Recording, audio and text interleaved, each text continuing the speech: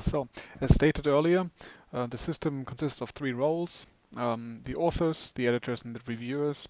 Most interesting because that applies to nearly everybody who partakes in the system is the author, essentially how to write an article and submit it, and then the reviewer, how to read an article, essentially get it out of the system, to read it, and then give how to put in your feedback. Firstly, I want to talk about the author, so essentially how to write an article and submit it to the peer review. Let's go to the author section here. We are now on the main website here in the HKU Reco.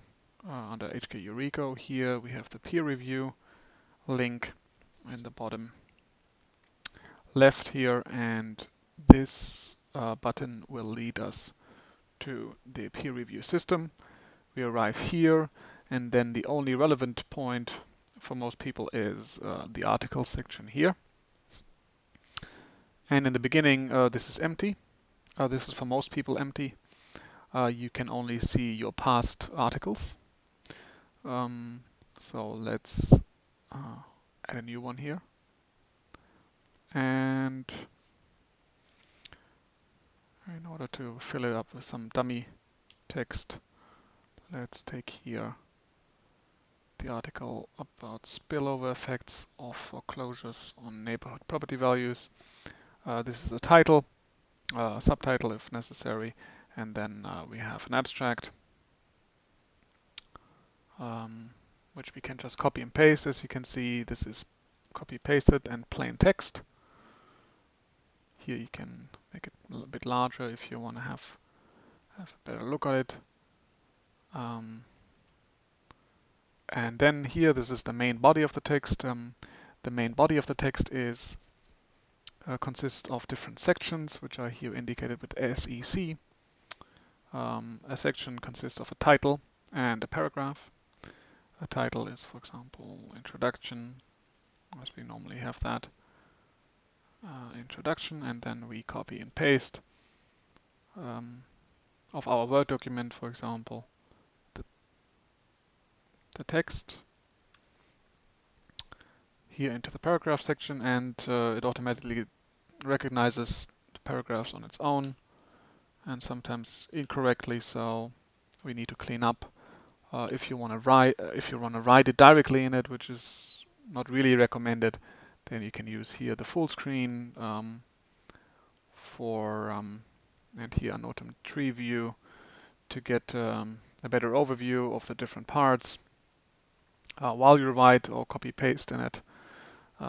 So this can be a good way, but let's add maybe a new section. As I said here, new section or new subsection if we want to have a subsection to the introduction, which is not necessary in the moment. So we add a new section.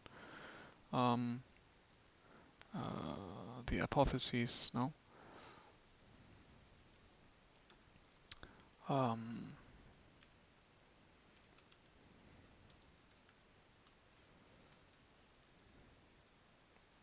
And copy and paste here this one. Okay, here you see that doesn't work always so perfectly, but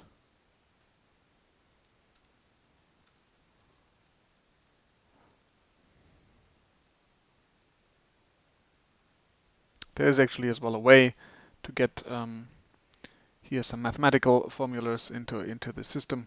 So here are the special characters, and but I don't want to dwell into that now. So let's assume we are finished. Get out here of this full screen mode, and then here we see our article. One more thing we might want to add is our references, and I would not use the internal reference system, which you see here, insert references. I would not use that. I would rather put that in an own section because that is easier to copy and paste. So references, and let's go here to the bottom to the references. You will be able to do the same in your Word document, as I said before.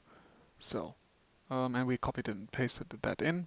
And when we are ready, we would add here some tags. So construction, for example.